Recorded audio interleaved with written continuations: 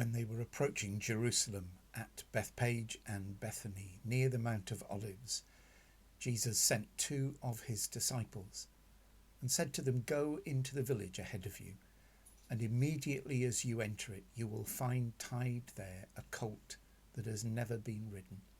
Untie it and bring it. If anyone says to you, 'Why are you doing this?'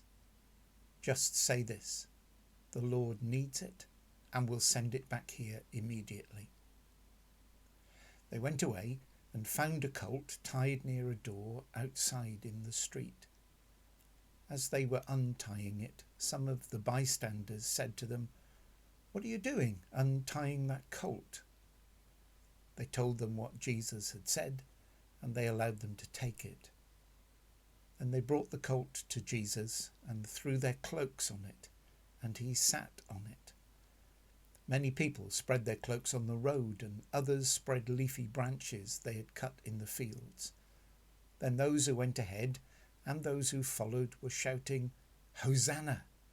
Blessed is the one who comes in the name of the Lord. Blessed is the coming kingdom of our ancestor David. Hosanna in the highest heaven." Then Jesus entered Jerusalem and went into the temple. And when he had looked around at everything, as it was already late, he went out to Bethany with the 12. My name's Rachel Lampard, and I work for the Joint Public Issues team, which is a team that helps the Methodist Church, together with the Baptist Union, the United Reformed Church and the Church of Scotland, to work together on issues of justice and peace for the transformation of the world. At the same time as we see Jesus entering Jerusalem in the passage that we've just heard, there was another triumphal procession into Jerusalem. This was the procession of Pilate. Pilate was entering from the coast, from his seat of power. He was coming to Jerusalem for Passover, not as any religious observance, but in order to make sure that trouble didn't happen. And in order to ensure this, he was accompanied by his army of the occupying force, who made sure that trouble didn't break out, the Pax Romana, the peace of Rome. So Jesus' own entry into Jerusalem didn't happen by chance. It was very deliberate. He entered from the other side of the city, from small town Galilee, not from a place of power at all. It involved very careful planning, as we've heard, the requesting of a colt, so that he rode in not only in humility, but also reflecting the words of the prophet Zechariah, that the king would arrive humble and riding on a donkey, that the king would end war. He shall command peace to the nations. This is a very different kind of peace to the one that Pilate wanted, not the one enforced by an occupying force, but a peace that means an end to war and the means of war.